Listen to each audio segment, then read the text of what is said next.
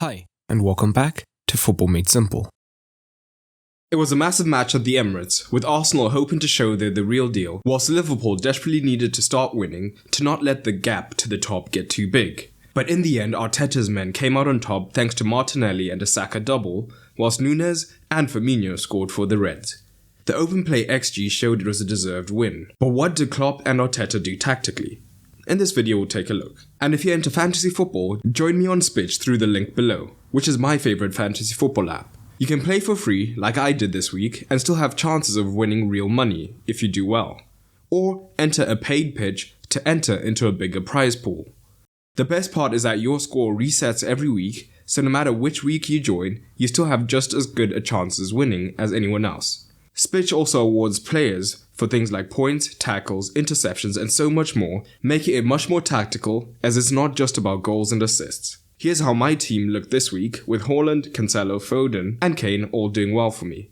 If this sounds good, download it for free through the link in the description below, and then join my community, FMSFC. Now let's first look at Arsenal in possession. From the goal kick, the centre-backs would split to the width of the box, whilst Tomiyasu and White pushed much higher up, with Partey being the sole pivot. During this phase, the front three would push higher up, whilst Odegaard and Xhaka also pushed higher. But from goal kicks, Liverpool were able to be more aggressive in their press, often with Núñez and Diaz coming in from the left onto the centre-backs, while Jota would pick up Partey. Salah would then cover Tomiyasu, whilst Tsimikas had more freedom to push higher up onto White. And in this game, Arsenal were more risk-averse, so Ramsdale often didn't look to risk a shorter pass, and was happy to go longer from the goal kick. So, as we can see, Diaz comes in off the left, whilst Núñez is also ready to press the second centre-back. Jota is in a slightly more withdrawn role, ready to press Partey. So, Ramsdale didn't want to risk a shorter pass, and was much happy to go longer from the goal kick. But in open play, Arsenal made it much more difficult for Liverpool to press high. Arsenal had a slight variation on their usual shape. The midfielders functioned as they usually do, with Partey remaining much deeper, whilst Odegaard and Xhaka pushed higher up into the half spaces.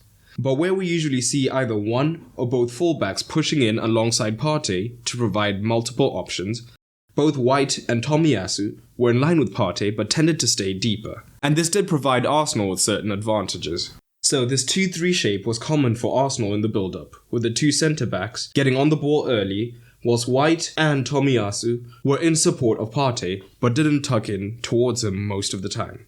At the same time, both Xhaka and Odegaard would be looking to push higher up into the half spaces. Liverpool are usually aggressive in their press, and today they were lined up in more of a 4-2-4. So if they were being as aggressive as they normally were, it would end up being more of a man-to-man situation with the front four against Arsenal's back four.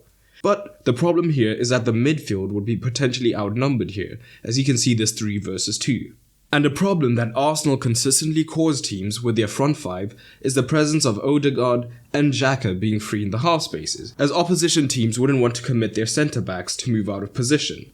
So Liverpool had to figure out a way to solve this, and as a result they had to sacrifice their press. Núñez and Jota would often have to begin deeper, both looking to use their cover shadows to prevent the pass into Partey. With Partey covered, this gave scope for Thiago and Henderson to begin much deeper, covering the men in the half spaces so that both the fullbacks and the centre-backs could be much more comfortable in defensive situations, and this could be effective. And in fact, the shape made it much more difficult for Arsenal to play through the centre. But one way Arsenal could have success is that with both Thiago and Henderson being more focused on the midfielders, Jesus, who's comfortable playing more as a false nine, would occasionally drop into the midfield to receive and turn, and get Arsenal further up the pitch. So we see here the front two of Núñez and Jota are less concerned with pressing the centre-backs, but instead are using their cover shadow to prevent the ball into Partey. This has now allowed Thiago and Henderson to remain deeper on Odegaard and Xhaka behind them. But as Saliba advances and opens up new angles, the pass into Jesus, who has dropped from centre forward, becomes possible. And Jesus can then find Odegaard after he draws Thiago, and Odegaard is free to play an incisive pass into Xhaka, who just doesn't have the physicality. But having Partey in this isolated position, with not much support from his fullbacks or midfielders at times, could backfire for Arsenal. It could mean that the centre-backs would at times try to find Partey when the pass was not on, so he could easily be pressed, leading to turnovers. Alternatively, even if he did receive, With pressure coming from a dropping forward, he would have to attempt much riskier line-breaking passes into the men in the half spaces, and more often these passes could be easily intercepted. And higher up the pitch, Arsenal adopted their usual front five shape. And although the positions of the men in the half spaces tended to be more fixed, the rest of the front three had much more flexibility, drifting around the pitch as they saw fit. And playing with this 4-4-2, Liverpool were cautious of leaving space between the lines that the men in the half spaces could potentially receive in if they were caught pressing too high up. So they tended to drop deeper and got their wingers to also drop in to assist. But firstly, this would make it more difficult for Liverpool to counter-attack, as the wingers had more ground to make up if the ball did break down. But here the positioning of the wider fullbacks would then come into play, as when they did receive out here, it would usually force the winger, Salah or Diaz on the far side, out towards the man. This would then mean that if Martinelli received, he would potentially have a 1-versus-1 with Trent, where he could use his dribbling ability and pace to get at him, whilst also potentially having the support of Xhaka making runs through the half space, and this did cause Liverpool problems. So initially Xhaka and Odegaard are in their usual half space positions, with Partey being the single pivot.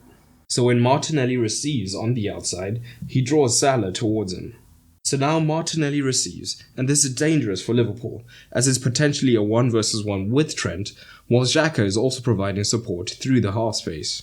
And down the right hand side, we could at times see similar situations, with the winger being drawn out, and Saka becoming one-on-one with his man. However, Liverpool were much more keen on creating 2-versus-1s against Saka, as he is a danger man. But the difference is where Tomiyasu tended to hold his position, White would overlap down the outside, hoping to either receive a pass from Saka, where he could then cross the ball, or, more often, draw a man towards him so that instead of a 2-versus-1, it was now a 1-versus-1, opening up potential for Saka to either cut in to find an incisive pass, or combine with the man, or maybe even have a shot. But a lot of Arsenal's attacking threat actually came when Liverpool were in possession, which we'll focus on in the next video. The main thing is that this match solidified Arsenal's status as title challengers, but it also showed that they're still prone to errors which need to be cleaned up going forward. For Liverpool on the other hand, it solidified that this may be more than just a poor start to the season, and tactical problems will need addressing before too soon. Tactically, Arteta earns a solid 7 for this match, as while it was a big win, there were still problems, especially in defensive moments. Klopp on the other hand will be disappointed, and it was a fairly poor showing, earning him a 4. But drop your ratings down below.